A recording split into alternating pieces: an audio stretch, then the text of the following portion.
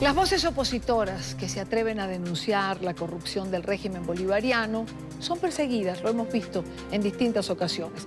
Este es el caso, por ejemplo, del diputado de la Asamblea Nacional Américo de Gracia y también del dirigente del partido Causa R, Andrés Velázquez, quienes han sido acusados sin pruebas por Nicolás Maduro de estar al frente de mafias mineras en el estado Bolívar. Esto ante las denuncias realizadas por De Gracia y Velázquez de presuntas concesiones mineras otorgadas por el oficialismo y que contribuyen al deterioro del medio ambiente. Lo que tienen en pantalla es un tuit de Andrés Velázquez, donde señala que las acusaciones de Maduro contra Américo de Gracia y contra él... A ver, no puedo ver el tuit si lo quitan de la pantalla. No puedo leerlo a nuestra teleaudiencia si allí lo tenemos de nuevo.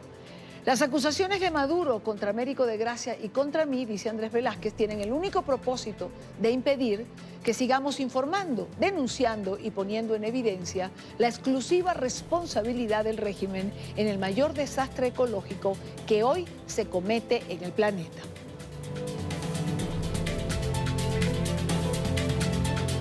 Quiero saludar en Caracas a Américo de Gracia, diputado de la Asamblea Nacional por el Estado Bolívar y activista de la Causa R. Diputado, buena tarde. Buenas tardes, Irania. Buenas tardes a toda Colombia y al mundo que nos pueda ver a través de NTN 24. Diputado, el presidente Nicolás Maduro lo acusó de estar detrás de las mafias de la minería ilegal. A usted y a Andrés Velázquez, como recoge los señalamientos que ha venido haciendo. ¿Cuál es la respuesta que usted le daría?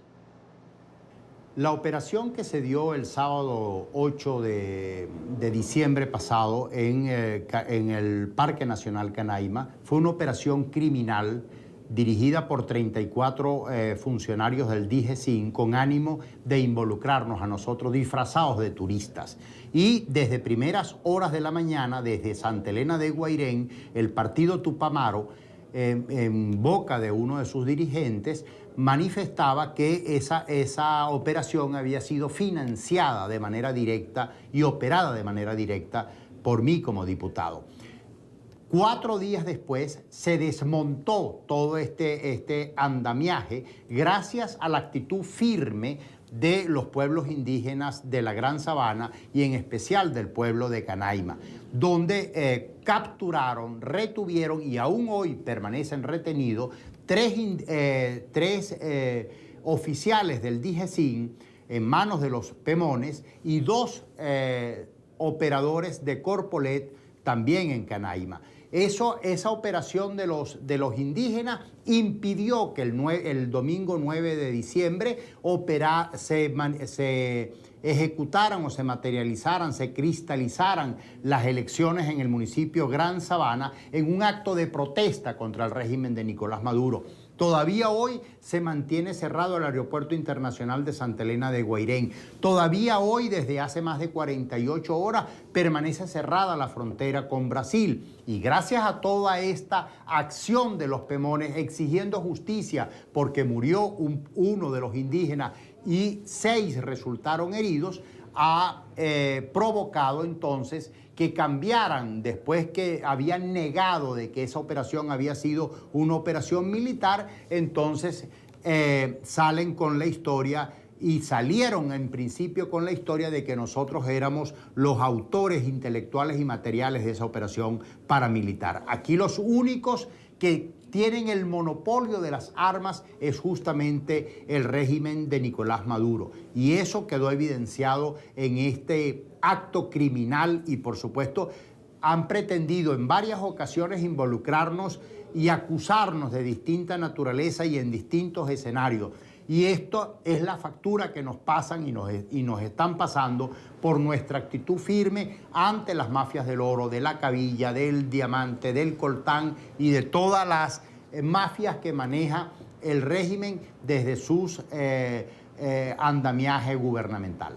Diputado de Gracia, ¿quiénes serían entonces los involucrados dentro de esas mafias? Obviamente los que están involucrados son los enchufados del gobierno. Por ejemplo, para dar nombre y apellido de manera concreta, Nicolás Maduro Guerra, hijo del presidente Nicolás Maduro, es quien opera las minas de coltán en Parguasa, municipio cedeño al sur de Caicara del Orinoco, prácticamente en frontera con Colombia. Lo que lo separa es el río Orinoco. Ese es uno de los operadores. El diamante, y ojo, todas estas minas, la del coltán, la del diamante y la del oro en el municipio de Sifonte, escoltados por el ELN. Detrás de ello hay funcionarios de las Fuerzas Armadas involucrados en este ecocidio que daña la hidroeléctrica o el parque hidroeléctrico más importante de Venezuela, que es el parque de Gurio, el parque hidroeléctrico del Caroní. Daña nuestras cuencas, daña la Amazonía venezolana y por supuesto no es solamente el arco minero, que ya de por sí es un territorio gigantesco de casi 112.000 kilómetros cuadrados, sino que abarca todo el territorio del estado Bolívar, todo el territorio del estado Amazonas y todo el territorio del Delta Macuro, que equivale a decir más del 62% del territorio nacional de toda Venezuela. Los Pemones, diputado de Gracia, pobladores ancestrales de toda esta zona, ¿los Pemones que se dedican a la minería son delincuentes, como ha dicho Nicolás Maduro? Hace pocos días, recordemos, un Pemón fue asesinado por miembros de la Guardia Nacional que llegaron repentinamente al lugar.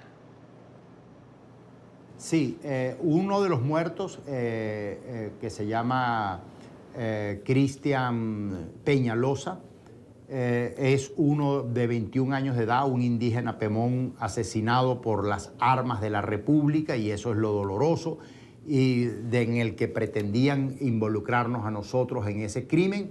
Han mantenido retenido a estos 3 funcionarios del DIGESIN. Gracias a esa retención es que se ha podido saber medianamente la verdad de lo que ha ocurrido en todo este espacio. Y por supuesto, ¿cuál es la narrativa de los indígenas? Bueno, si hay oro, diamante, coltán para los turcos, y se le acaba de ofrecer Maduro, bueno, ¿por qué no para los indígenas venezolanos? Esa es la filosofía. Quien abrió el espacio para que devastaran toda la zona de Guayana fue justamente Nicolás Maduro y el decreto. Si lo que se quisiera es proteger la zona de Guayana, la cuenca hidrográfica, la Amazonía, basta con que deroguen o por lo menos den una demostración de buena fe derogando el decreto del arco minero del Orinoco. Mientras tanto, no puede haber un debate ni un diálogo sincero entre el gobierno y los pueblos indígenas, porque estos justamente se sienten utilizados, burlados, inducidos a cambiar de hábitos. Se les ha sembrado incluso enfermedades que ellos no conocían, como el VIH, como la diabetes, como las enfermedades cardíacas. Reaparecieron enfermedades como el sarampión, la difteria y, por supuesto, el paludismo. Hoy reina al extremo de convertirse la malaria o el paludismo en este arco minero, y en especial en el estado Bolívar, en el foco de malaria más grave del planeta Tierra. Ahora, diputado, por cierto, y cambiando un poco de tema, dentro de todo este ambiente de acusaciones, me gustaría tener su opinión en relación a un posible ataque de Colombia en confabulación con Estados Unidos hacia Venezuela, hipótesis que ha sostenido Nicolás Maduro. Mira, si hay un país que puede sentirse agredido por el régimen de Nicolás Maduro, es Colombia, es Brasil. Cuando Colombia es prácticamente abordada, invadida de manera masiva por casi más de 1 millón de venezolanos en las fronteras, ya eso es una agresión. Quien mantiene al ELN y a la FARC dentro de nuestro territorio, quien los mantiene, quien les da la operatividad, quien les da oro, diamante, coltán, madera, tráfico de drogas para que subsistan al ELN y a la FARC, es el gobierno de Nicolás Maduro. Entonces, ¿de qué agresión estamos hablando?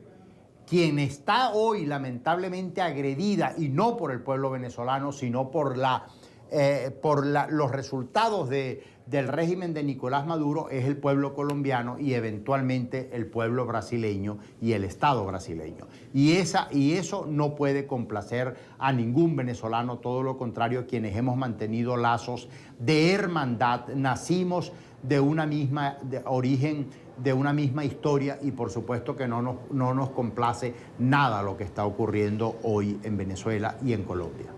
¿Cómo visualiza, diputado, las relaciones entre Venezuela y Colombia para el 2019, tomando en cuenta todos estos desencuentros que se vienen produciendo en los últimos días?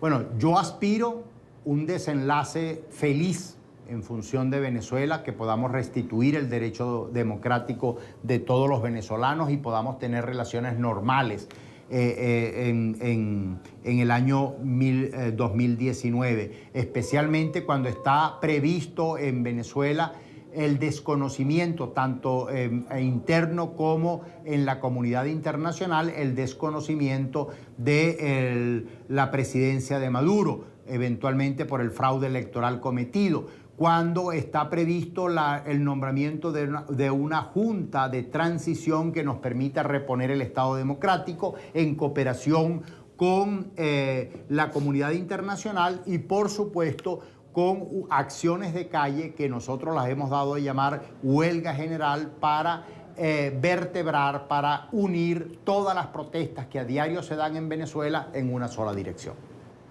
Quiero agradecer a Américo de Gracia, diputado a la Asamblea Nacional por el Estado Bolívar, activista de la causa R, por estos minutos con nosotros en NTN 24. Buena tarde para usted. Muchas gracias, Idania, por esta ocasión de darle la oportunidad a un venezolano como yo de expresarse a través de tus cámaras para el mundo entero de lo que ocurre como tragedia en Venezuela. Gracias a usted, gracias por su tiempo.